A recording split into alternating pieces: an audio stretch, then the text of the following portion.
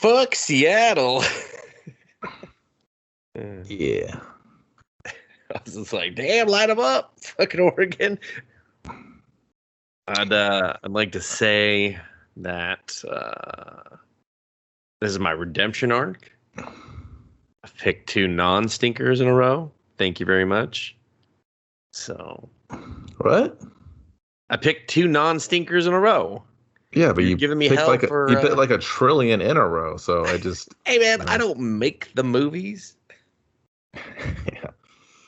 Just make people watch them. Hopefully that's what's happening. Hopefully people are like, I watch that shit and I blame that guy. If we had a bigger audience or any audience at all, we could have we could just riff about it, like it'd be a gimmick, but Pretty sure we do. pretty sure this because of my picks. yeah, very well. That might be it. You might just have a loyal following. It's like a video store back in the 90s, like Dustin's picks. They're like, they're terrible, but I can't stop watching them. Actually, I hear Fear Street, the 3rd one, is really good. I guess I'll never know. Guess I'll never know. Well, guess you'll never know. Look for those solo episodes for me. They're going to be short and sweet. You ready to movie? Movie.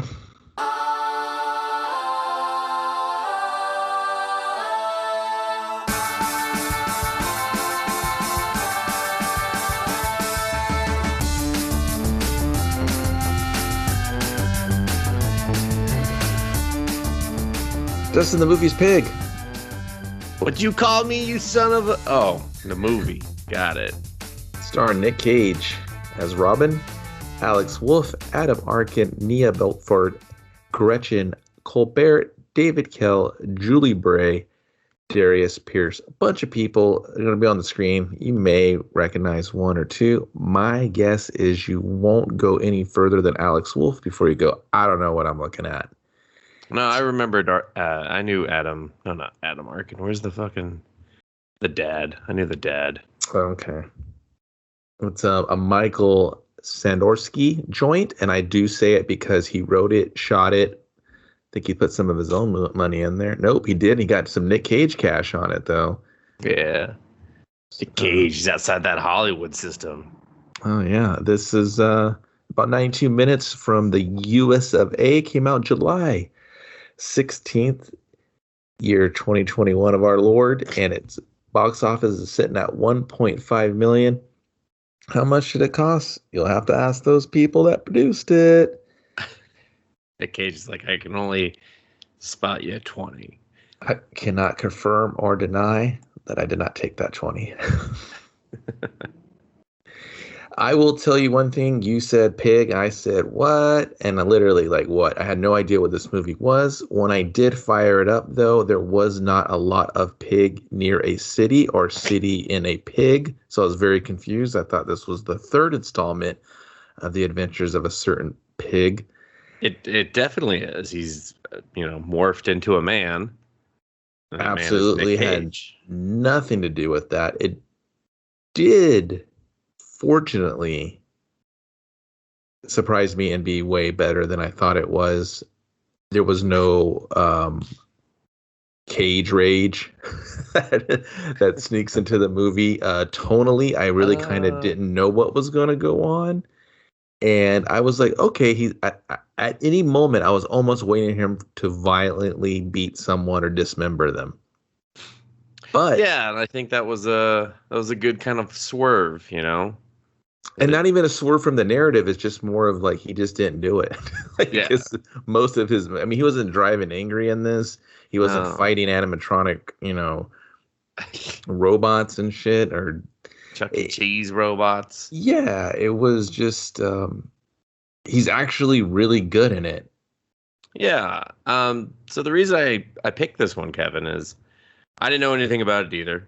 I was confused by the name. I was like, okay, you're just showing me a extreme close-up of Nick Cage's face and calling him a pig. That seems A rude. motivated Nick Cage. Very motivated. Well, I mean, in the poster, he's not really motivated. No, that poster. He's like, look at that glare. Look at that side eye. He's gonna fuck you up, bro. It's more like he's like, hey, you coming to the bed later? You know? I disagree on that's that. the look.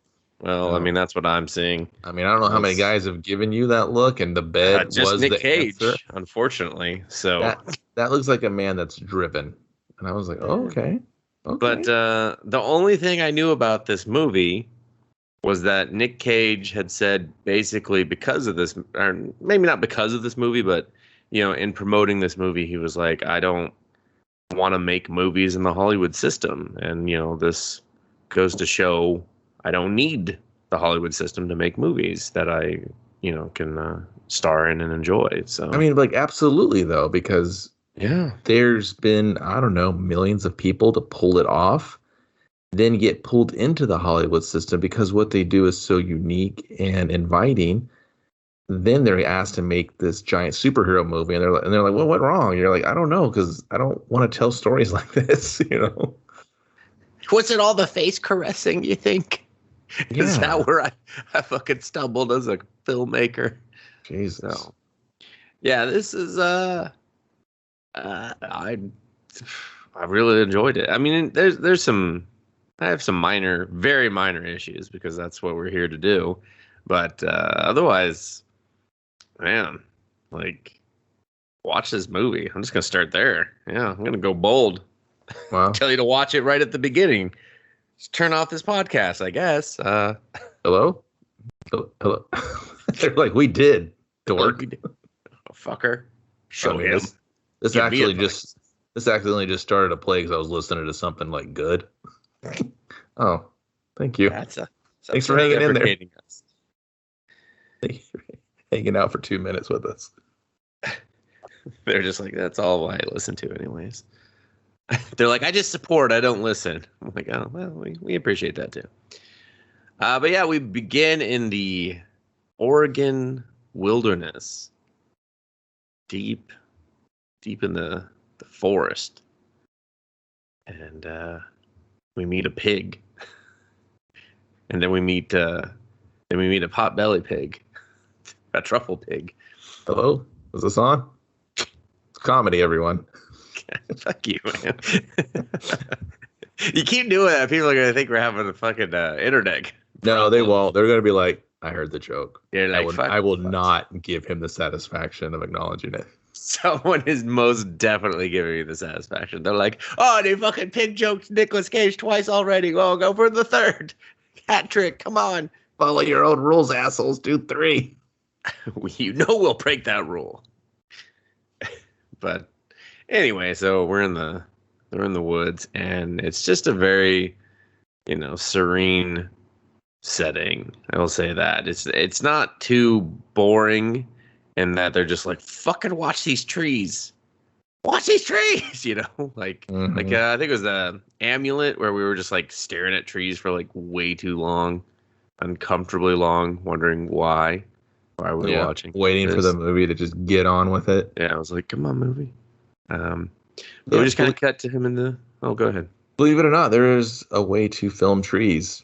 Yeah, and actually water. And use the camera to forward, your narrative visually. I know you're thinking like, what's that tree doing? I'm going to show you what it's doing with this beautiful shot.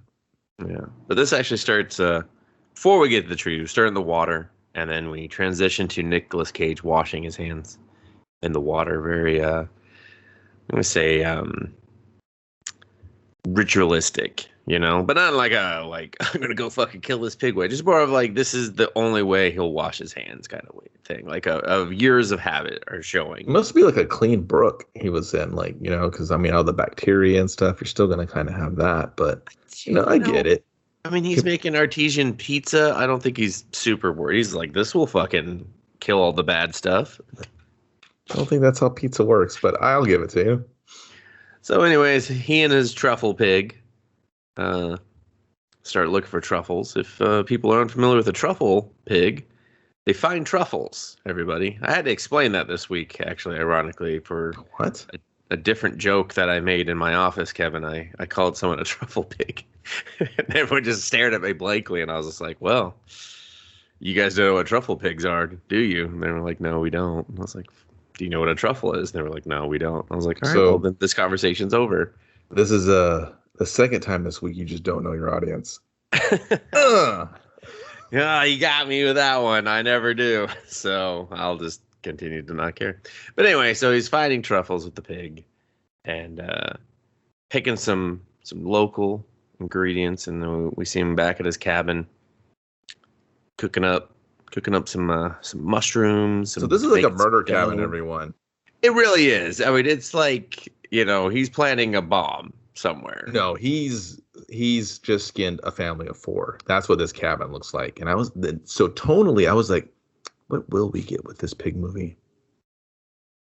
But little did I know, relationships. Relationships and like the love of a pig. Just different levels of relationships, everybody. That's what the pig is all about. Father and son, husband and wife, man and pig, food, apprentices, chef, dreams, chef, yeah. Calling people out on their shit, get punched in the face, right, taking a punch in the face. Save some fucking movie. Capitalism. Right, Kevin. Save some fucking movie, man. And so anyway, he makes this pizza, and we just kind of see this this connection he has with the pig. He whistles, the pig comes over to him, he feeds the pig from the same frying pan that he's eaten from as well. At the same time, there's a difference here. Like, I don't think it was a pizza. It was more of like almost like this souffle type pie thing.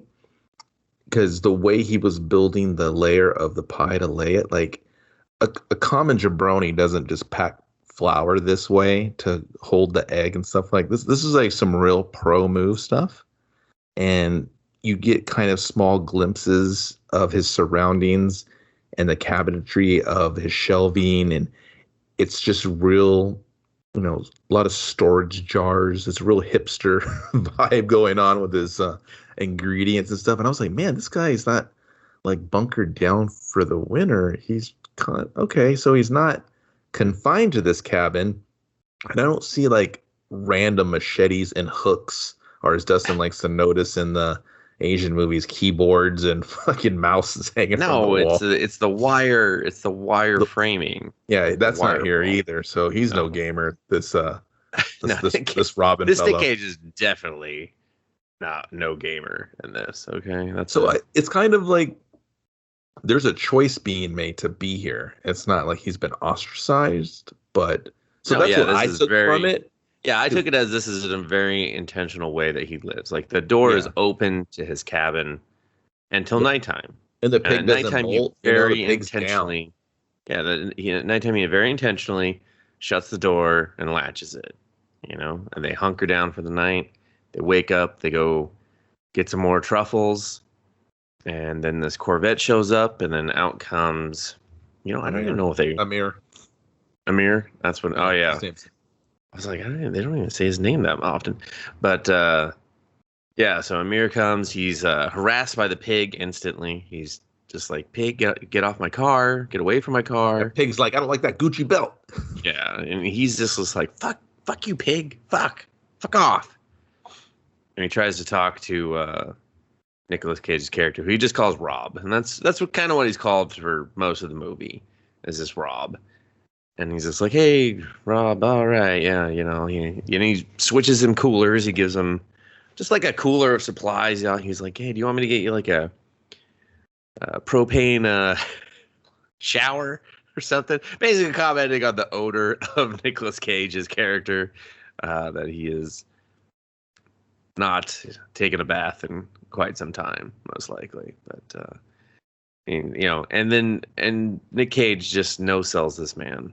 The whole scene. I really like this, because it just gave so much of their dynamic instantly. Of he's trying, he's just like, hey, what do you need? What do you got? All right, well then fuck you, asshole. Cool, whatever.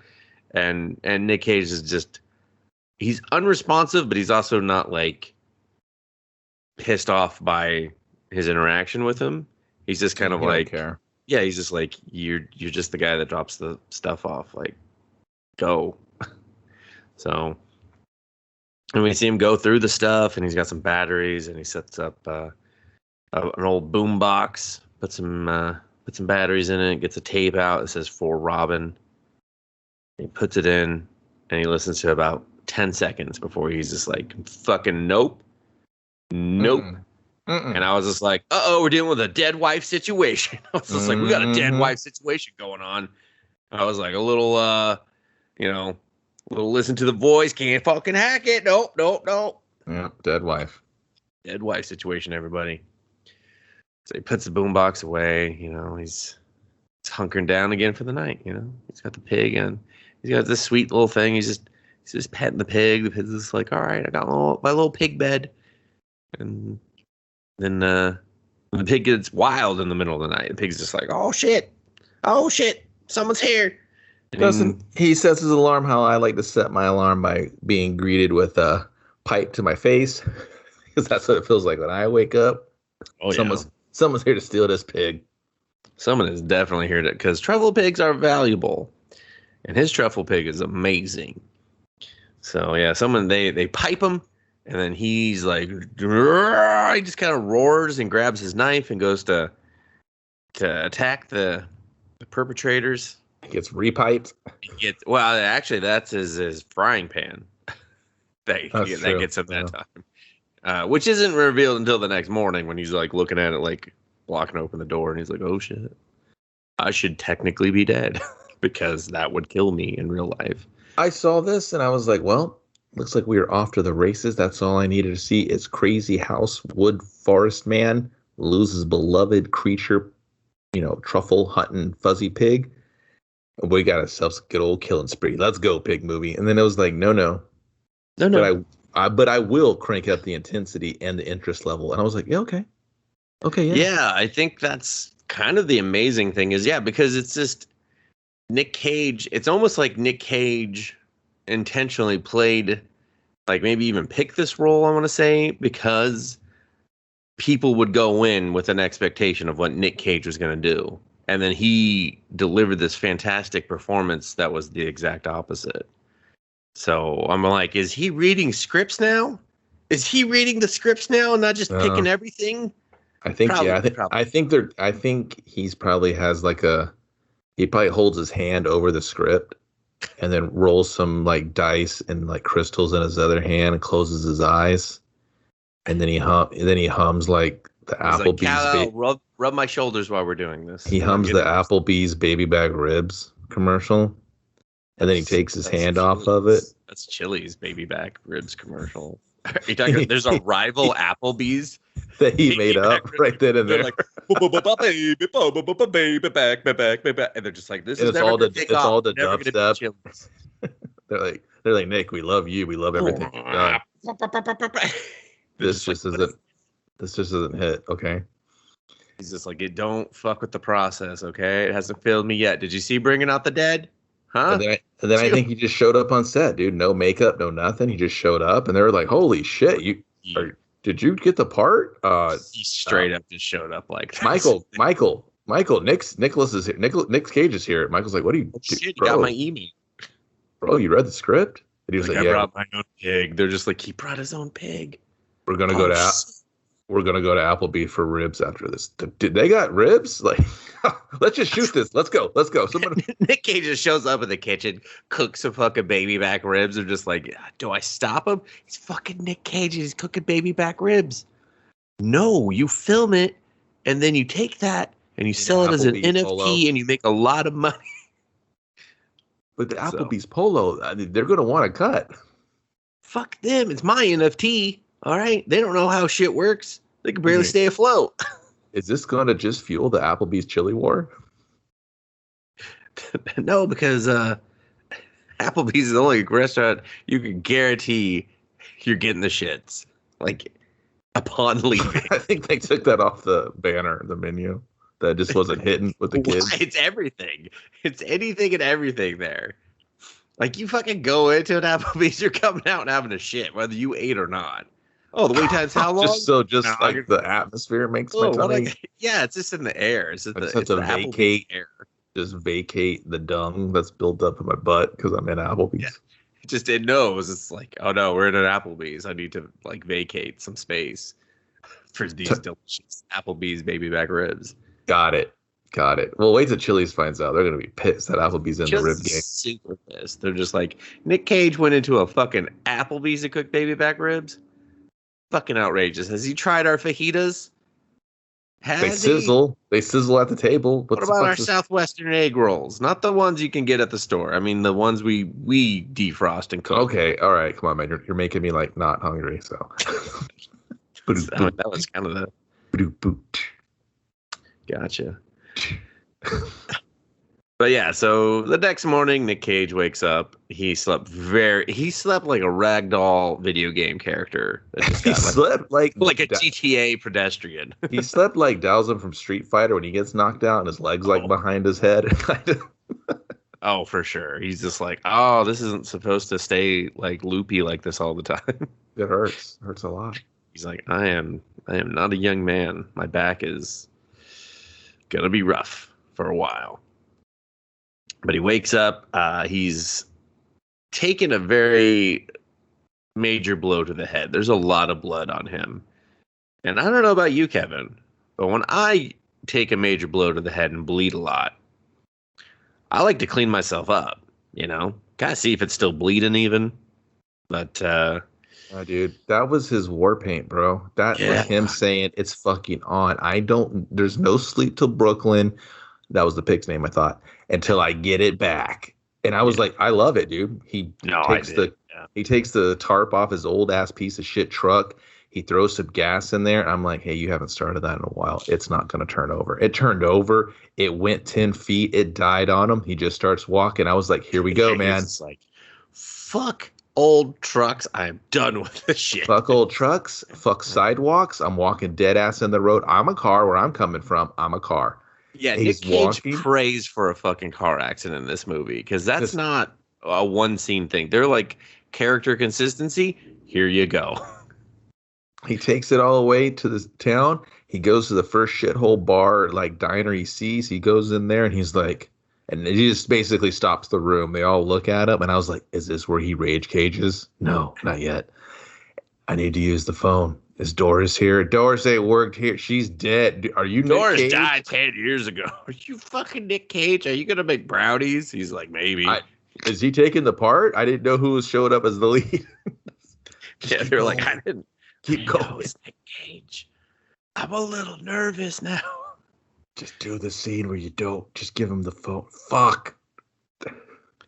And then he apparently calls Amir because thankfully this movie just does an amazing, I'm going to say it just up front, does an amazing job of just getting to the point on stuff. Yeah. It does not like fuck around. Nothing in this film was wasted. Like everything in here is intentional and serves a purpose. So we see him, like she slams the phone on the bar and the next thing we see is just Amir honking the fucking horn. He's outside. He's like, come on, fucking go. Come on. He's putting down a blanket on his upholstery because he does not want the smell of Nicolas Cage to Seinfeld his car. He doesn't want to have to get rid of it. Well, I don't blame him either. Because now he's stinky and bloody. That's an aroma for sure that you're gonna have to live with probably. And take me to the city. Yeah, he's like, take me to the city. He's like, this isn't really my fucking problem. He's just like, you want your fucking truffles? I need my pig. And he's just like, fine, fuck, go to the city. And they cross a bridge, and Nick Cage has this like minor panic attack looking at this bridge. And I was like, yeah, it is a shitty bridge, Nick. Hopefully you'll tell us why you're afraid. And he's like, oh, don't worry, second act, I'll tell you. So. Well, he kind of goes like, I want to know. He's like, what happened? He's like, they took my pig. He's like, who took the pig? And he's like, I need to know. Oh, so you're right. I'm sorry. He was like, who do you sell to? Like, basically, who's like an in-between person that kind of regulates all this truffle madness. So they go to this this chick. I forget her name. I think I don't think.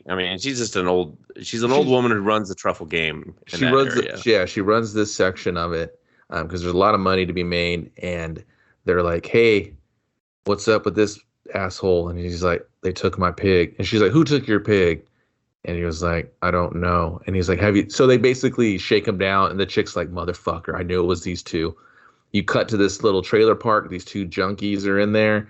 And this chick's yelling at him. She's like, you motherfuckers, you broke the goddamn, what'd you do with this man's pig? You can't do this. And his Nicolas Cage is just sitting there, just brooding, just waiting. He's calm. He's calm like a bomb, right? He's just standing there. And their junkies are great because I was just like, does he rage cage on these junkies? And it doesn't happen. So I'm really waiting for him to like lose his shit because now the value of the pig, we don't know where he's at. These junkies don't have him anymore. And you're just like, oh man, where's this? Just like, I sold it to a rich guy. Yep. What'd he drive? I don't know, a black car. And he's just like, fucking useless information. Now, but Nicolas Cage or Rob, for example, he's like, we got to go to the city because there's this weird culinary underground and he knows all about it. He knows who's buying what, who's making moves, all this stuff. But he's been out of the game for a long time. But old Amir, he's running those ropes. So we're off into the city, go downtown Portland. Yeah, downtown Portland. Nick Cage, they pull up to, well, we don't know where they pull up yet, but they pull up and he's just like, I need $10. And Amir's like, of course you do. Of course you do. Because Amir is just, he is reluctant because Nick Cage has helped his business, but at the same time, he does not want to be involved with Nick Cage because Rob looks like a homeless person who is covered in blood. So he's a bloody homeless person, you know? So like the relationship is just like almost like this weird like business partnership kind of thing going on, right? And then so now it's kind of gone past that relationship. But Amir has so much to prove, and this is such a big get for him that he wants to not damage this relationship because Amir knows who he is, but you, the viewer, don't really kind of know it. And no, he doesn't know who he is yet.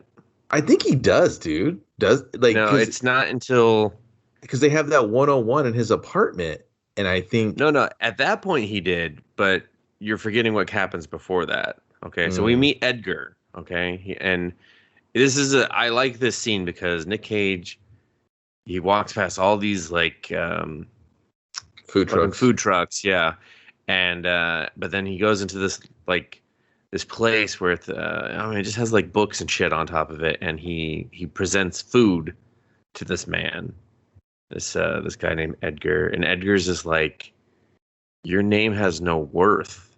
You've been gone too long. Your name means nothing, and he just. That's it. And then he just hands him back the food. And the Cage just like walks away. He doesn't even like take it. He doesn't even look like he's gonna fucking take it. He's just like, no, man, I'm good.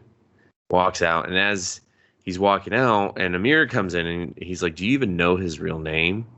And Amir's just kind of looks at him. He's just like, and you can see he has this desire to ask, but he's also like, I know who you are, and I don't want to ask you any more questions, so I'm going to leave. And we go back to the car, and he's just like, was that Edgar? And they don't really tell you who Edgar is yet, which I love. And he was just like, he's like, how do you know him? And he's like, what time is it? I don't have a watch. He's like, big surprise there. Tells him the time. He's like, what are we doing? He's like, we gotta wait till midnight. And then they go to this other restaurant. Amir knows the guy that's working. He gets him in, and they just start cutting across this restaurant and going into this other area. And he's like, "We're going to Hotel Portland or something. I forget what something like that. Called. Yeah, something like that. It's got this name of the city, hotel, whatever." And he's like, "Dude, there's no place called that." He's like, "There's no place around here called that."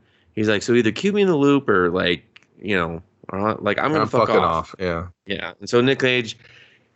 Like he's like, either respect my help or I'm done. And Nick Cage is like, okay, Hotel Portland hasn't existed since the 50s, okay, but all they did was just, you know, seal off the top. The bottom is still they tore it down, but they left like a lot of the interior. Yeah, they left the sub basement. So we're going to the sub basement. Help me move this shit. And he's like, you're in the loop.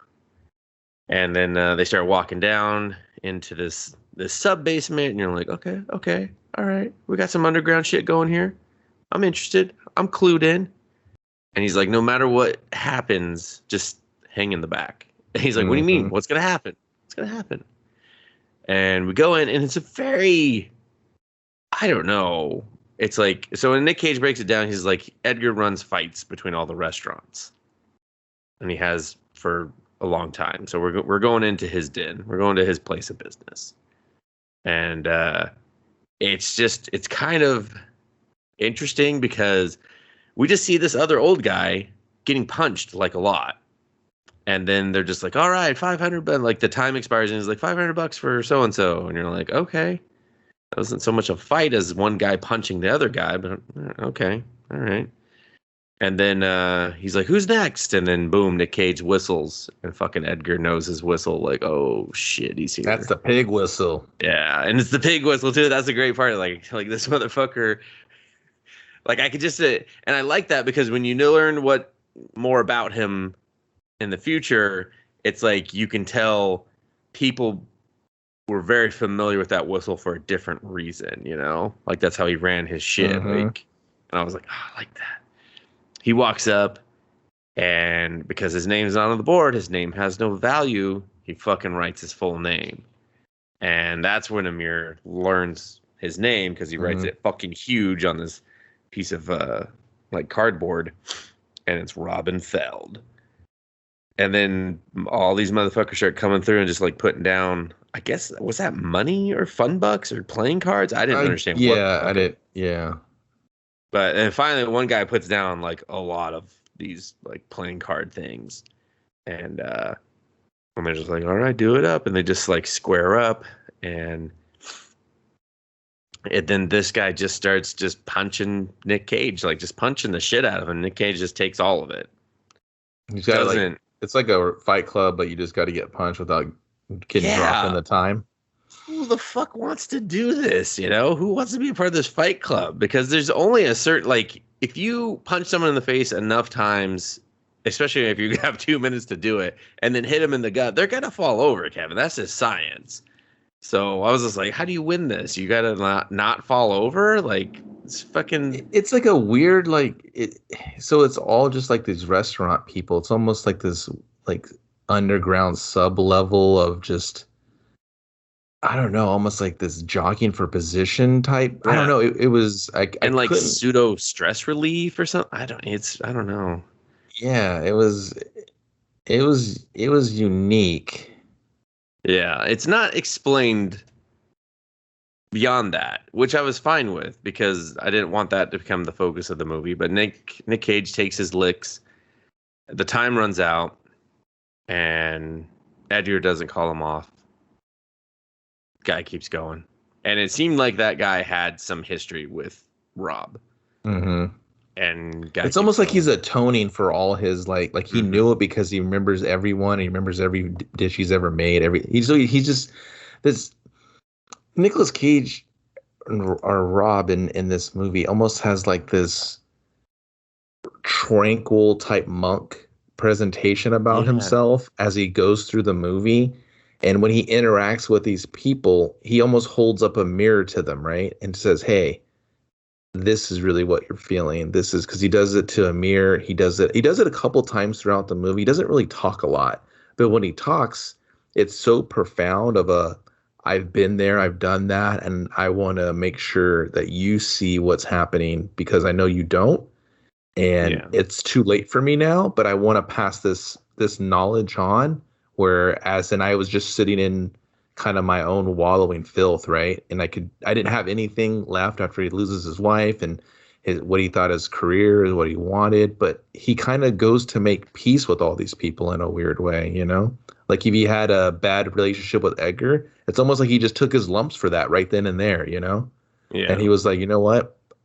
If I treated him this sort of way, then I'm gonna atone for that. And it's a physical beating or something that, you know, does that make us even? I don't know. You know, that's how I took it. But I don't know, it could be one of those left up to interpretation kind of things. Yeah, I think there's several things in this movie that's like can be left up to interpretation. Like I don't like for me personally, I think there was some sort of beef between the guy that was beating Rob and Rob that he was just like, all right, I expect it. But I also get the impression that like Rob doesn't want to be here. Rob hates the city. Rob left the city, turned his back on it. And he's wallowing in his own filth, like you said, because he's not there to, because he does have this like awoken nature where he's just very aware and he's just like, who cares if and he's like, I'm not dirty, I'm just not your clean type of thing. Kind of like, the name of a pig, like pigs. Like pigs, people think are very dirty, but they're actually very clean, as most people know. But we still just say you're a filthy pig. But then he finishes up, and then Edgar finally calls for people to take off the guy that's beating him, and he goes over. He's like, I want my pig, and he gives him a scrap piece of paper. And then Amir, and I like this because Amir, like, he follows instructions. He doesn't really put his neck out there for him. He's not like, oh shit, he's getting his ass. Oh, hey, you went past the time. He never chimes in. He's just like, okay, what the fuck's going on, man? And then we just see him back at Amir's place. He gives him some peas for his eye. And that's it. And you're just like, all right, frozen next morning. Peas. He doesn't just feed him peas.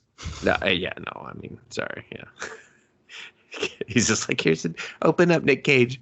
Come on, let the peas in. He's just like, I don't want them. He does kind of judge him for having them. Like, he looks at him, he's just like, fucking, should have given me a steak, motherfucker, but okay. And it's the next morning, and Nick Cage is awoken by Amir cooking for him, which at this point, he knows the underground chef arena. We've seen him cook. He had a truffle pig. This man knows his shit. Okay? He just pretty much put up his name as a restaurant fucking legend down there. And then this motherfucker's like, I'll make him French toast and burn it. So... That's why you sell bread for French toast. Yeah, which A, yes, is true. And then B is a great finishing line to this scene where Amir goes through and he talks about, he just like opens up. He talks about this meal.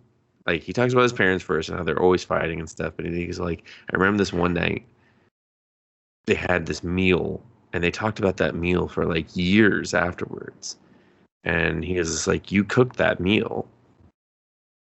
And Rob just takes like a moment, and then he just kind of breaks down how the planet is going to just destroy us.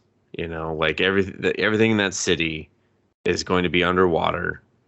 The earthquake will come. The fault line will split. It's just gonna, the ocean will devour the city, and just nothing is nothing. It's all meaningless.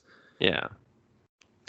And it's just like, and you just see Amir's face like, the fuck, man? He does a great job of like slowly absorbing this kind of monologue and reacting to it just enough where he's just like, man, he's hitting him with some next level shit. Yeah, because Nick Cage talks about this very matter of fact. Like, it's already happened. It's going to happen again. I've already been there, and I'll be there. It happened to him, right? So he's saying, dude, I've touched the top of the mountain. I've been there, and it's all for naught. And each person that he sees struggle with these things, he just gives them this like these like pearls of wisdom. And it's up to the person that he's sharing it with in this weird way to kind of digest it or use it. Or it's really, really crazy evident when he talks to this chef in the next restaurant. Yeah, that's literally probably one of the best scenes I've ever seen Nicolas Cage do. His delivery is incredible. It's literally worth watching the movie just to get to that part and to watch that. I was just like, whoa, man, tiny golden man, give it to him right now. And I was just like, this is dope. Like, I believe everything he said. And the guy, he sells it. He reacts. Well, let's not jump there yet. We still got a little bit more. Well. No, because that's kind of the next big thing they do. I know, but before we get there, though, we see Amir like hyping himself up in the bathroom, and I think that's an important scene because Amir is trying to build himself in his father's image, and he almost has to kind of like remind himself of that.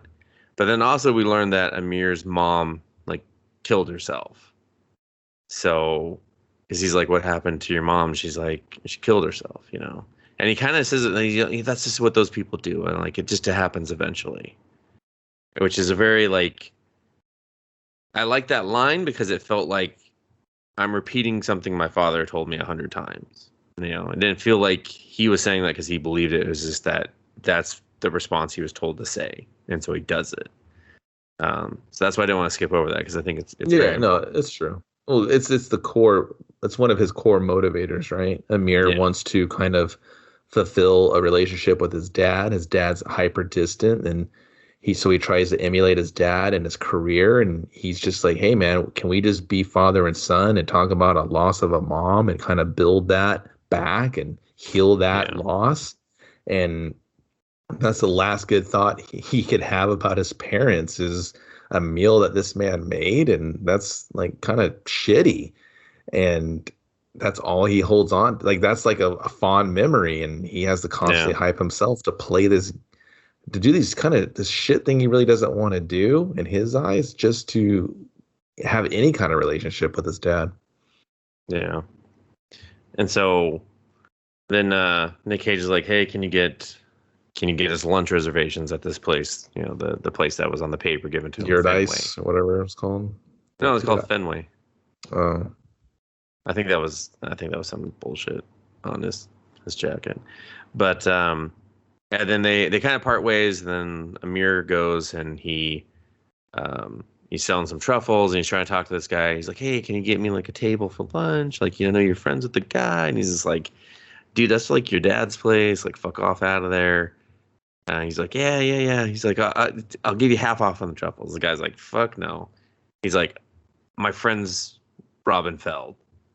And then just like, boom. And you see Rob walking down the street again in the middle. He's just like praying for a fucking, he wants to be isekai, everybody. If you know what that is, that's where you get hit by a car and you end up in another fucking world as a chosen hero. Look that shit up. But he goes to, I will not. It's an anime reference. It's fine. Oh, someone will get it. Big pass.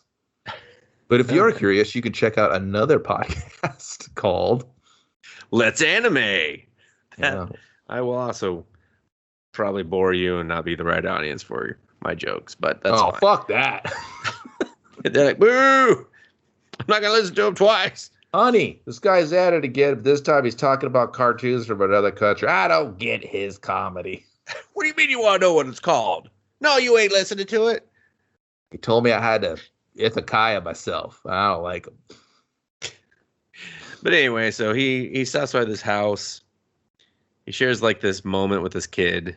And I like this because and I'll address my issue with this. At times, like when we were in Amir's apartment and Amir was talking, the audio was atrocious. And they needed to ADR that shit.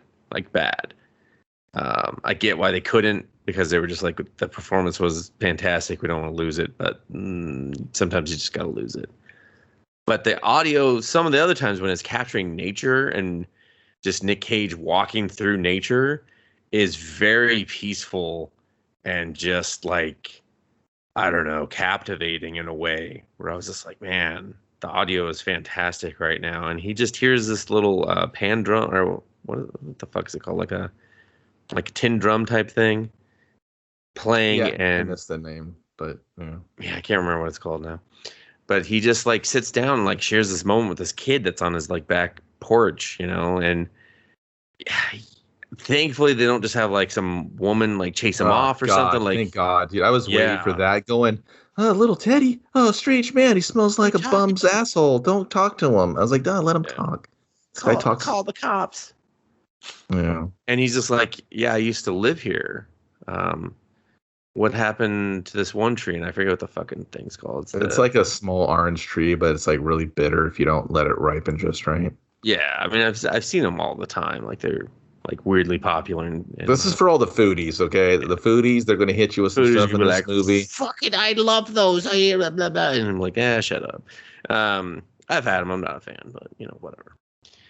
But yeah, he just busts down like the knowledge on this, this fruit from the tree, and the kid's just like, I think we got one of those. Did it die or something? And he's just like, well, thanks for letting me play your drum, kid. I'm out of here. And then I will now let Kevin just destroy, and I mean that in the most like nicest way. He's gonna just fucking lay it down on this next scene. But they end up at Fenway, sitting in the middle of the restaurant because, I mean, you're shooting a fucking movie. You better be in the middle of the restaurant for it. Yeah, he goes into it, and Amir's already sitting there, and you kind of pan over, and you see this waitress, and she's giving that. I don't know if you've ever been to a restaurant like this. I've been to, like, a couple where they just have to introduce the whole lineup of where everything's from. This chicken's name was Roberta. It was a free-range chicken, and it had a second-grade education, and it loved hockey and fast cars, and we took it down with a swift swing from a machete that was made by you're like, I don't give a fuck. Is it a nugget? I'll eat it. It was used to be from a Viking axe, so you're tasting history. Yeah, dude. History's mysteries. I want a nugget, and I want sweet and sour, and the hot ones, so I can dip, dip, dip, dip, dip until my fucking head explodes. She's like, I want to alternate back and forth. Don't judge me. Don't judge me. And you better have fucking ranch, because that's just a staple of nuggets, all right? I'm not fucking around. She goes to get the ranch. They kind of look at each other. And he's kind of like, Nick Cage eats the one thing like an asshole. Well, it's a truffle, and he like smushes it down. No, that he leaves the truffle. He eats something else. I don't know what the fuck. The foodies will know. Yeah. And then he's like, I'd like to talk to the chef. Yeah. And then he smushes the other thing, and he's just like, fucking call this trash food. So yeah, and the chef comes out, and he's just kind of like looking at him, and they're just kind of standing there. Yeah, he says, well, Amir's like, let me do the talking, and then he doesn't really say anything. He's just like, yeah, it's all fantastic. And Nick Cage is like, I'm looking for a pig. And the chef's like, what, dude? He's like, what, like in the restaurant? Because like, I don't know. That's not in our winter menu. Totally bewildered and confused, and then basically he figures out who he is. He pulls up a seat, and Nick Cage, I can't do it any justice. He just cuts this promo about, you worked for me, you overcooked the noodles. He just kind of puts this guy on blast, and he's like, I thought you were going to follow your dreams and open up a pub, and he's like, what do you care what these people think about you? So he just kind of checks him, and the actor that's playing the chef, he's just so fantastic too. He's just receiving all this just heartfelt kind of like life choice criticism, and it's hitting him, and he's just like, fuck, man, you're totally right. Who are you, coming out of nowhere and just kind of flipping my emotional state on its head? And it just goes back to this like philosophical traveling monk that Nicolas Cage is playing. He's just like, dude, it's this, it's this. This is life. This is all that matters. You don't even know these people. They don't even see you. Like, it's just, they consume, and it's just going to consume you because you're not doing what you love and you're not happy. This dude is shook. He's like, he almost breaks down, and you're like, and Nick Cage, he's like, here's some wine, motherfucker. Like, and they, on cue, like, he just knew. He's like, this is what you need, a drink right now. And that man fucking chugs it. He chugged it like he'd never drank before, and it was like he had to wash down the lump in his throat that all these thoughts and emotion had caused. And I was just like, Jesus. And I don't know if this was like one take, but Nicolas Cage just like crushes it. And dude, it had to be. It had, or if anything, every time they did it, they did the whole thing in one, and like it was all or nothing. Yeah, man, because it just was so good. Like, it's, I mean, there's only one other performance that kind of just made me go, oh shit. But that was just, it was tremendous. And then that's when I thought, I was like, dude, this is what he's doing. He's going to a place that he thought he was a king. He achieved all this stuff from the top of the cities to the underground, and he lost everything. And because he lost one thing, and then he chose to step away from everything else because he saw how It didn't fulfill him. It wasn't what Well, it was and about. there's probably like, everyone just wanted him to keep going the way he was, and he was just like, I'm empty now. Well, Like, yeah, because they just took from him, and it didn't do anything for him. And then when he lost the person he loved for, he probably did tons of it for that. And then he knew when he had to go, when he went back to the city, he was going to have to just settle all these debts and these things that just kind of kept him away. And especially when he goes to the I other just think, girl. well, I mean, I think it's not so much. I don't know. I get what you're saying. I can see how you're saying he's settling debts, but for me, it was just more of like he's so good at navigating this shit. Like he plays that man. He really does. He knows exactly what to say. And it's just it's that glass cue when he pushes in the glass of like, here, you're ready now. You know? He didn't no one touched the glass or Well, no, anything yeah, he's a until scene general. he was just like, boom, you're ready now. He's acting, and then he's also performing, and Well, he's letting the dude across from him know, "Hey, man, like I got no, you in no, no. this scene." I'm talking about in the movie, not the performances or anything. I'm talking about his character.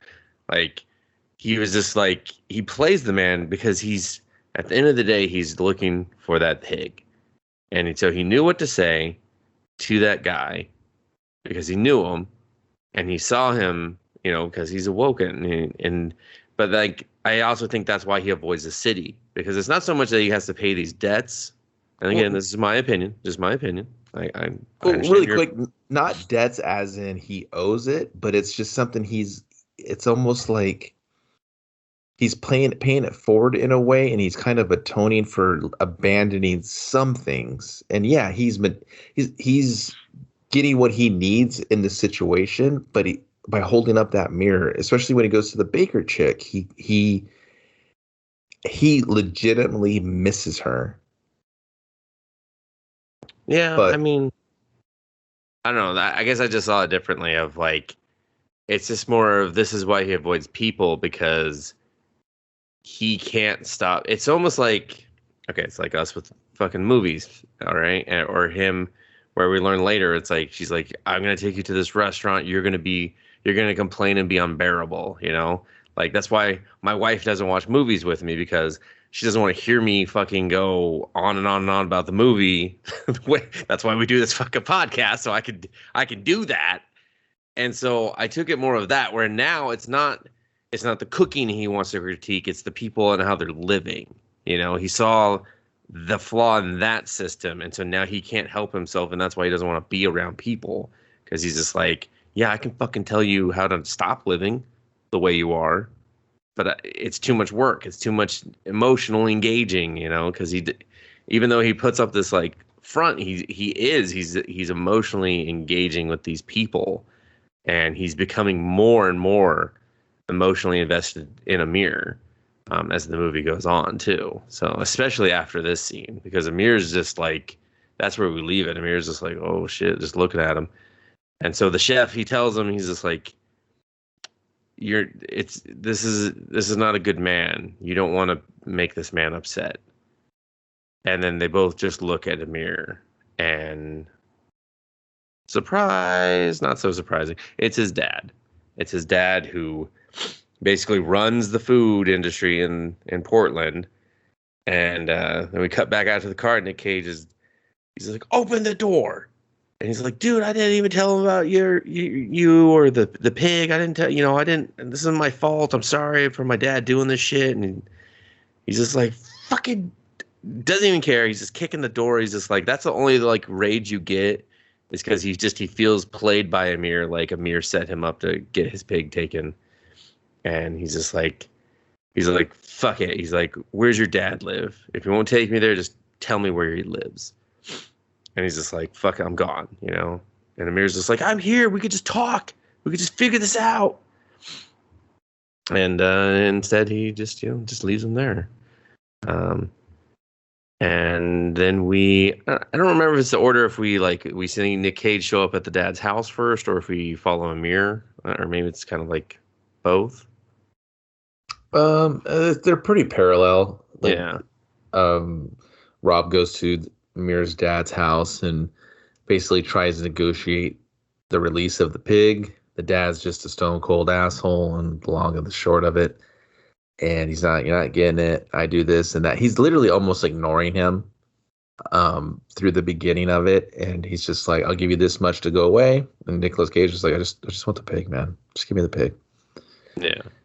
And he's basically told to go kick rocks. He goes outside, and then Amir's waiting for him out front. And then what we see from Amir, what Amir was doing during that was he was actually visiting his mom, who is in a vegetable-like state, or basically she's comatose. Being kept alive, but she's comatose. She's never going to wake up, but the father won't let her die, and he won't enter her room. He's talking outside the door, and I think this is probably his best scene. Oh yeah. He's just like, Mom, I found the guy that cooked that meal for you, like he's like, do you remember that one? And I think you'd really like him. Yeah, he's like, or maybe not, Yeah. It's like, so, and it's this great scene, and then the nurse like just goes in and fuck this nurse. She's just clocked in 9 to 5 on this shit, because like he's having like a moment outside this door. Like he's not actually talking to his mom. He's talking to the door leading to his mom. And what did the nurse do, dude? She was just like, hey, do you want to come in and see her? She's like, do you want to see her? And he's like, no. And then she just like leaves the door open as long as possible. I was like, what is she, nurse? Dude, what is she supposed to do? Shit. Get out of here, She's having an emotional breakdown. Is he? Yes. Was he? He was. But then, yeah, he shows up to pick up Nick Cage, and he's, and I think Amir says at one point, he's like, when the floods come, we can just go to Mount Hood, and just Nick Cage, he can't help himself. He's like, that's an active volcano. And you're just like, smart cookie, man. And he's just like, do you have a pen? I need to write something. And so Amir does not have a pen. He gives him a smartphone, and Nick Cage has to like just figure out how to type. If you ever been an old person with a phone, dude, he's not a caveman. It's not Encino, man. No, yeah. He's probably like, oh, what do you got? Oh, is it iOS? What is this? What is this, Notepad? What do you got? Be on Notepad? I use OneNote, motherfucker. Syncs to the cloud. He's just like, all right, rude. Okay, just rude. Just fucking type your shit. And I like this because I figured out instantly what he's doing, and I was just like, I feel smart. Thank you, movie. Because that's what the movie wants to do. It wants you to kind of figure this out. And he's like, he gives him a list, and he's like, I can't get all this stuff. Like, he's looking at this impossible list, and he's like, use my name. You think he's going to rage cage and build like a pipe bomb and throw it through the dad's window? He'll come back with like some cuttery and be like, you want fucking bacon on the menu? I'm going to fucking carve you up, motherfucker. Wow.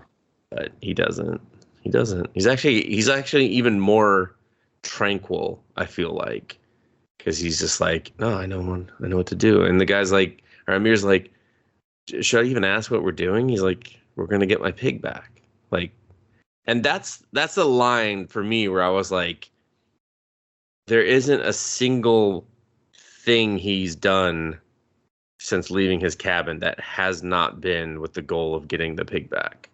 Nothing that's been said, nothing that has been done has not contributed to the goal of getting the pig back. Like, he even kind of, in a way, like he's like knowingly and begrudgingly using people is how I kind of took it at times. And in a way, like a chef would use their, the talents of their kitchen and stuff.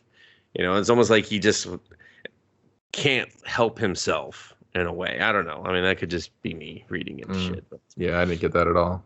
Well, fuck you, man. I didn't get the other thing you were saying. But whatever. We'll get a hold of Michael and be like, hey, Michael, is Dustin a dildo for thinking this shit? He's going to be like, absolutely. You're both wrong. He's not settling any debts. I'm just trying to get a spin. It's not debts. God, asshole. You said it. I'm just repeating the word. I'm trying to like dumb it down for you. It's just it's more of things that he carries with him. I'm honest. Anyway, so then they divide. Amir goes to a funeral home, and he's like, whatever. He's like, I'm here to see so-and-so. They're like, come back with an appointment. He's like, The huge difference. it's for fucking Robin Feld. They're just like, yeah, whatever, man. Okay. Sorry that I misspoke on that. Okay. He goes in. This woman gives him this pretty much just this very old, expensive bottle of wine. And he's just like, what the fuck? This is yours? And she's like, no, this is Robin and Lori's. And he's like, who's Lori? And then he has this very... I like this scene too. He's just staring at her... I don't know what it's called. Kevin, what's it called? I'm not a mausoleum expert. That's where she's buried. Well, her ashes. They didn't fit a whole body in there. They could have, man. He had the jumbo one. He had the XXXL. That's not how those work. It's basically just where her, like tombstone on the wall type thing is. And people are like, man, these guys don't know food. They don't know fucking mausoleum. No, some of them have caskets. Yeah, well, some of them have caskets too. Well, but yeah, but for traditionally, like, or I should say, in the modern era, it's just they put your ashes. Usually ash, yeah. And he just has this like moment of staring at it, and the woman tells him like, he didn't ask, but I saved the one next to her for him, and I like that because I was like, I feel like that's important, and then we cut back to Rob. Rob is outside of some sort of shop. There's a woman closing up a bakery inside, and she sees him, and he kind of like has this like reluctant look on his face where he doesn't want to like look at her, but he needs her to acknowledge that he's there, but he won't also do anything extra like knock or anything to get her attention. Just more of like, do you see me? All right, I'm coming in. And then they sit, and he's like, you made it a bakery. And it's just kind of revealed that this was his old place. She's like, yeah, I kept it the same for a couple years, but when it was clear that you weren't coming back, I'm not a chef, I'm a baker. So I made a bakery. And he's like, do you still make your salted baguette? And she's just like, yeah. He's like, this same recipe? Like, he's just like very clear. She's like, of course. And he's like, do you have one? And she goes and she gets it. And again, he's just using... That's where I get it from, is like he's using her. Like, he knows that she, doesn't know him shit, really. When you disappear for like 15 years, debts kind of get settled with your absence, I feel like. And then she offers him some more of like the baked goods that she was putting away. I don't know what they were because they're just far away. And he's like, can I have another one? And she's like, yeah. And then she just tosses in the tray, and he picks them up and he starts judging them. And he can't, I like that because it's like, you couldn't even help himself. He's like, no, not that one. Yeah, okay, this one. And then Amir picks him up and he gives the other one to Amir. Dude, like he picks them up and he looks through them and he takes the best two. Yeah. And she gives him the baguettes. And then she goes to stand up. Oh, and yeah. He tries to leave, and she hugs him. Yeah. Quick. It's like a quick little. It's very quick, yeah. But it's more of a closure hug. It's like a goodbye hug that she never got. So while you think that he's using it as pieces, I never took it like that. I just think it was more of like Sorry, go ahead. He's so focused on this one goal that it's just like, dude, people missed you, people needed you, people were there for you, but you kind of removed yourself from all of that. But people still remember. Like, and then people know your name, people remember, oh, no one's heard that name in a while, but there were still people that remembered. So that's how I took it, that he wasn't being hyper manipulative or just trying to use people. Well, no, I don't think he was being hyper manipulative. I just think he was definitely benefiting from it. Like, I think it's intentional. I think it's just that's how smart he was, Like, I'm not saying that's like the overall tone of the movie, because the overall tone of the movie is just that he just wants his pig back. He wants this pig back, and because he's a selfish pig. When Amir asks him, like, why do you want this pig back? He's like, because I love her. It's like, he loves that pig. Like, Well, yeah, it's because he says he doesn't even need the pig for truffles. You follow the tree lines. yeah, So you know, it's so the value of it is not that the pig brings him, you know, the money or the selling of the truffles or what have you. It's yeah, just like he's not concerned about protecting Amir's business or whatever. He's just kind of using that to get him to help him.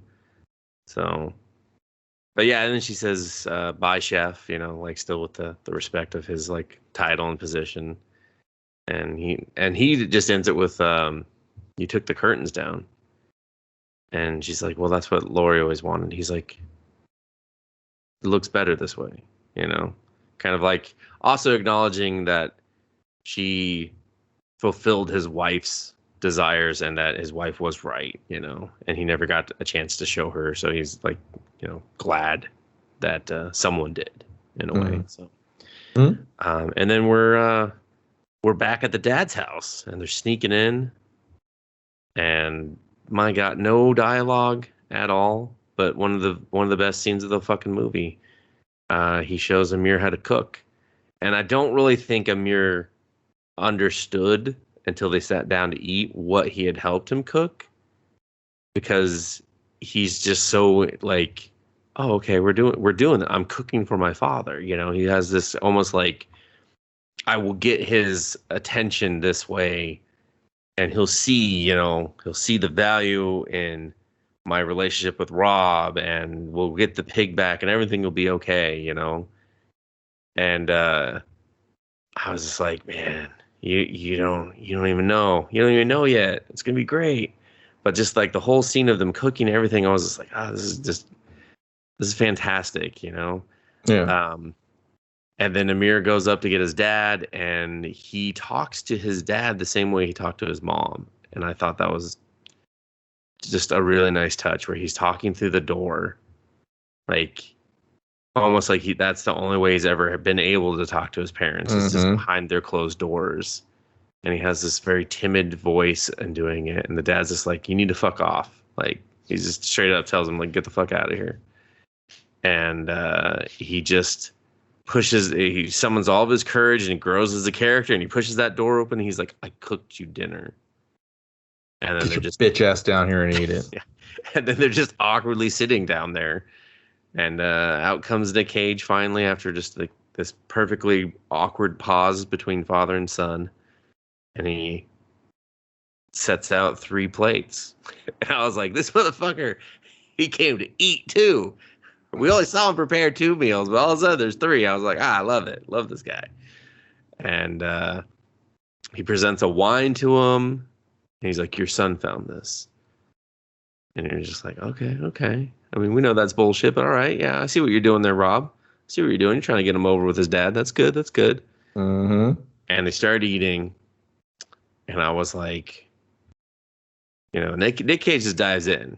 Rob just dives in. He's like, shit's gonna get cold. Eat fast, guys. And He does not say that. He's he like, says it with his eyes. I want this meal to hit you like a ton of bricks, because when it clicks, you're gonna be fucking. Oh, there he goes. Yeah, and that's what I'm saying though. He knew, because he sits there and he waits for that moment, and he knows that the minute he tastes that wine, that's when it's gonna click. And the father, he drinks it and he just has this like, holy hell, and he smells it and he drinks it again, and he eats a little bit more food. Yeah, he eats some more of the chicken. I don't think it was actually a chicken, but it's like a pheasant. I don't know where my foodie's at. And he fucking breaks down, and Amir's just like, what's going on? And if you haven't figured it out, Nick Cage cooked the meal that him and his wife couldn't stop talking about. He cooked. It was the last positive, good memory they had together before they fight, suicide. Yeah, and he gave them the exact wine, and like he recreated it perfectly for this man that knows flavors. He's like, we saw a clipping of him where he's like the flavor king or some shit. And so it's like, that he knows that this is the exact meal, and he fucking bolts. he bolts and he goes in and gets a stiff fucking drink. He cannot. Because Can't he's finish been that meal. fucking punched in the face with flavor and fucking remorse and emotion and regret, and just hopefully for 5 seconds he realized what a piece of shit he was. Well, and they have this bond where they both have this loss of a spouse, you know? So it's like Nick Cage he's like, I know. He's like, I know every meal, and like you said, he knows every meal he's ever served and every customer he's served it to. And you're just like, Jesus, that's a lot of meals, man. But okay. Well, that's why it resonated so much when he told that chef. He's like, they don't care about you. No. It's just you're nothing to them. And I was like, oh shit. And the dad just like he's still just crying, and he's just like, by the time those tweakers got me the pig, they had beat her up so bad she died. I can't do anything to save her. You know, and he's like, I'm sorry, you know, and he's still just like, he's crying, he's like shaking himself. Dude, Rob just falls out bawling. It's like, is he gonna cage rage now? No. Oh, he's just that's it. He just like the rage is those tears. That's it, you know. Mm-hmm. And I liked Amir because it cuts to Amir, and he has such a disapproving look of his father, of like, how could you do this to this man? You know, that was literally the last thing he was holding on to. That pig kept him functioning in this world as he was just a shell, and now it's gone. Yeah. And so I literally thought he was going to throw himself off a cliff. I was like, this is it, man. He's done so here. Well, let's just wait till. So then he drives him back. They go back to the shitty diner that they met in, and they order some food. And no, dude. You got any pie? I don't have any pie. Why are you beefing about pie? He was like, well, you got any cookies? I got cookies. I got brownies. And I was like, Nick Cage is like staring out the window, and Amir's just trying to go to take this diner to task. Diner doesn't have fucking pie. What the fuck? Hey, a diner that's fucking been selling pie all day. It's 9:30 at night. The pie ain't fresh. We ain't got no, but we got ain't fresh. You know what I got? I got 2-day-old brownies. Okay, fucking asshole. You want a 2-day-old brownie? All right, no one comes up here for the ambiance and the fucking food. Listen, lady, if Dustin was there, he would take you up on that brownie. The dude's a brownie man. He would pass on the pie. I'd be like, nah, I wouldn't pass on the pie. If they had pie and brownie, it'd be a toss-up. I'd be like, ooh, am I feeling like pie? Or am I feeling which pie are you getting? Like, what kind of pie are you thinking? Man, I mean, it's like, if they have pie, I'm probably getting it. Like, unless it's like a sweet potato pie, because I have to be in the right mood for a sweet potato. What if it's like a brownie pie? They just combine both. If that's a brownie, if there's such a thing as a brownie pie, like, I'm like gonna probably have a full chub the minute I eat it. Where's my foodies at? Foodie's like, no, I don't foodie like that. That's not how we foodie. Not into that fusion foodie bullshit. I don't like. Save that for your triple D's. I'm like, excuse me. Your triple G's, damn it. We leave the D jokes to us. Oh, you're talking about the show. Yeah. And they go outside, and Rob is just like, I think I'm gonna walk back. You know, he feels the air. He's in nature again. He's like, I'm gonna walk back. Bro, it's far. And Amir's like, are you sure? He's like, are you okay? He's like, yeah. And then Rob shakes his hand and just walks away. And he's like, I don't even think he says thank you. I think. I don't think he does either. Yeah. Oh, he says, I'll see you Thursday, you know? Oh, yeah. And just starts walking away, and Amir gets into his Camaro, and he turns on his radio, and it's the same thing. He listens to the same thing over and over. Very clearly an influence of his father, you know, of like how to be great or how to appreciate music. I don't even know what the fuck it was. It was. I was listening to it. It was basically how to appreciate classical music and the education of a man, and basically how classical music is the most defining and best music there's ever made, ever will be. You know, it's the music of kings, shit like that. So probably just definitely his father's influence, and he's just trying to force himself to. He's like, I can't listen to no more dubstep. I gotta listen to this guy tell me why I should be listening to classical. Yeah, fucking the planet the Symphony of the Planets. God, fucking Mars is so long. Just get to Jupiter already. It's like, do we even do Pluto anymore? It's not even a fucking planet. That's true.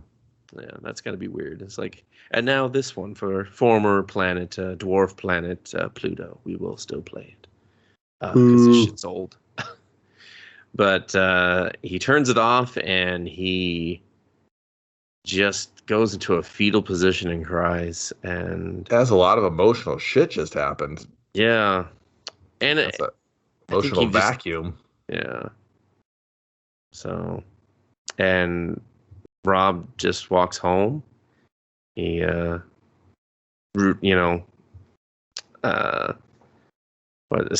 ceremonially washes his hands in the same stream that he started in.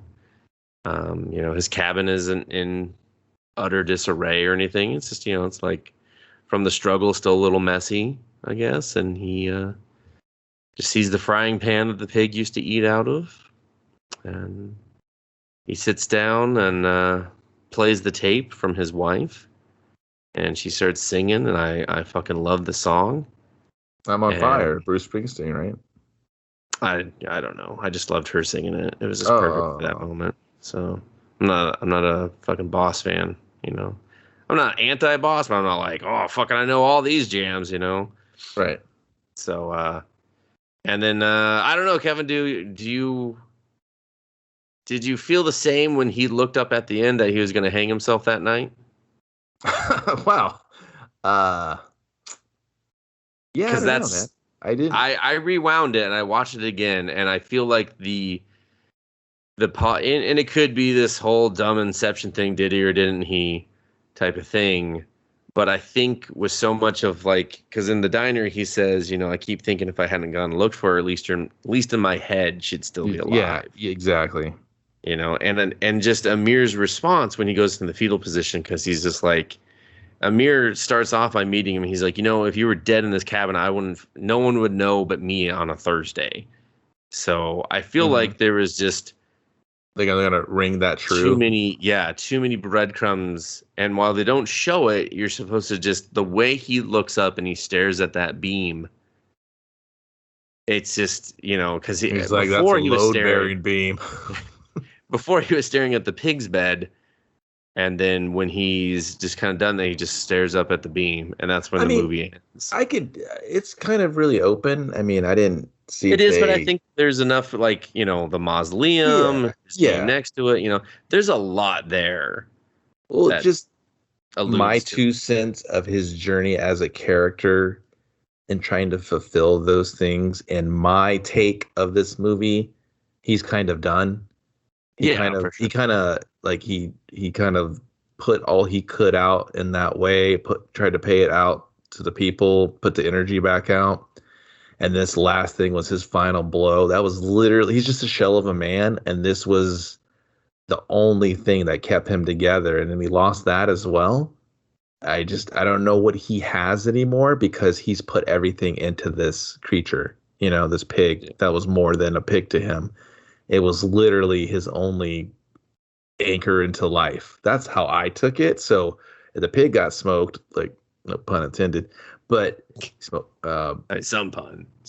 Delicious smoked ham. And then he smoked for about 2 hours at 400. I think he's probably gonna go ahead and join the big pig in the sky.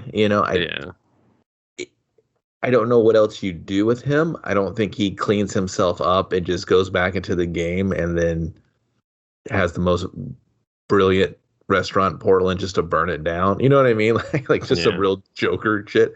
I don't think he's going to do that. I think that's it. That was his exhaustion. Like you said, he never cleaned himself up. He just wore those last moments of his life constantly. Like he never got a fucking makeover part with him. He was just nothing left. That was the last bit of energy he had. Yeah. The last fuck to give. And that pig got tapped out, and he's gonna follow it along. Yeah. So I think that like I said in the beginning, this movie doesn't waste any screen time. So it didn't need to show you. That's why I feel like it doesn't need to show you that he does that, because it doesn't add anything to the movie. It's more powerful to just allude to it and have him end looking up of like, you can take that as like he's looking up like he's gonna go to heaven, but I just think he's just looking up like, all right, I'm ready, because we already saw his nighttime routine, and he can't do that nighttime routine because the pig's not there, so it's like, and we already know he can't listen to that tape because he couldn't handle hearing his wife. So but now he's ready, right? Now, yeah, that's now his he's closure. ready. The song kicks in. It's his birthday tape that she recorded for him, and I think that's how he wants to go out. And the movie's really not about how he goes out. It's just that moment, that journey with him, right? So, yeah, and that's why I thought, yeah, he might be punching out for the last time. Yeah, I think so. I really think so. Yeah, and it's just shit. Don't get a pig, everyone. Like, don't. It'll make you sad. So, but no, I thought this movie was quite good. The one and only, other than the minor audio issues, was the intentional lack of use of a Steadicam at times, where I was like, you really need to steady this camera right now. It's too much right now. Perhaps a Steadicam. Yeah, that's what I mean. Shut up, fucker. I mean, like, no, use it. Like, they were intentionally, like, yeah, perhaps a steady. Maybe you've heard of it. They're just like, no, what is that? I mean, I thought the pig had the camera on his back the way that shit was shaking sometimes. Yeah. Like, the only time it worked was in the when he was getting basically the pig was getting stolen. I liked how it was like flipping the shot, and we were seeing him like upwards, but he was laying down on the floor, and then transitioning back and forth. Yeah, I thought that worked. That was actually kind of like cool. In the beginning, it does get it's a little slow and methodical with the camera placement. Like, there's almost, I don't want to say a rack focus shot, but there's a lot of stuff in the foreground in the beginning. I was like, oh, is this kind of like some like M. Night Shyamalan where you just put the camera in front of shit and just tell the actor to go? Because that's all that dude does. But he's on to us. Yeah, let me just set the camera in front of this glass that I was drinking from. It's like you're fucking there, baby. You're not a director. You're awful. I'm going to put it between the seat, and then I'll just show you a child, and you'll be like, it was from his perspective. Yeah. His name's not even M. Night Shyamalan. He's like, yeah, fucking, that's how Hollywood works, dude. But, like, you're going to see that old age movie, right? Absolutely. Right? But you should see Pig, Nicolas Cage. I think, I mean, other than Peggy Sue Got Married, which is one of my mom's favorite movies, this is a great performance from Nicolas. There's a lot of times when he speaks and delivers his lines and performance, it was gripping. I paid attention. I was moved by it. There's times when he just lets another actor hug him after just being himself and it's just so many little moments where I was like, fuck, that was really good. Oh man, that got me. Oh man, This is really good. The dude, what is his name? Adam, playing a mirror. Who's also in M. Night Shyamalan's Old, in case you're just like, ooh. Excuse me, Alex Wolff. He does a great job. I mean, he's not singing in this like you might recognize him from on the singing stuff he used to sing on. But I did not once find him annoying. I found him interesting as well. I felt compassion for him and the struggles with the father and the son. He did a great job. Sing on? I don't know. He's a singer musician. A simple Google search will take care of everybody's. I thought you had information right now. Oh, I didn't know. Oh, that information from you right now because I was looking at his credits and I'm seeing Jumanji: The Next Level. The Naked Brothers Band. Maybe you heard of it. I don't know. I have not. Well, now you're interested because you heard band. Oh, I see it. It has a TV show. The Naked. That seems like some Disney shit, dude. I think it was. Yeah, dude. Hey, everybody's got to start somewhere. I'm just saying the dude's performance was good. That doesn't count as a band. No, his performance is really good. So, he plays keyboard. All right, fucking great. So I think the clarinet. You guys gonna fight or like I don't know what happens there. Band fight. I personally think it's a movie you should let movie all over and you know, it's kind of slow, but it's really well worth it. It's the best thing we've fucking watched in I don't know how long. Yeah, that's for damn sure. So I give this a movie as well. You should definitely movie with Pig. So you can find us on social media at Let's Movie or Let's Movie Pod. And you can, of course, listen to this on your favorite podcast provider. And we hope that you'll share it with someone else that they can join us. And Kevin can stop bagging on our low listener count, which isn't that low. So I don't even know where he's getting these numbers from. But, help skew it in my favor so I can just be like, motherfucker. And if you love the YouTube, you could just, support us there and enjoy it a week later. Otherwise, Kevin, take us away, sir. Get your hands off the pig. Remember Cyrus the Virus? It was in that Con Air movie. He had to beat him up for the bunny that his daughter had. Why did you, that's not making it to the Pitch and Cage podcast spinoff, okay? Good.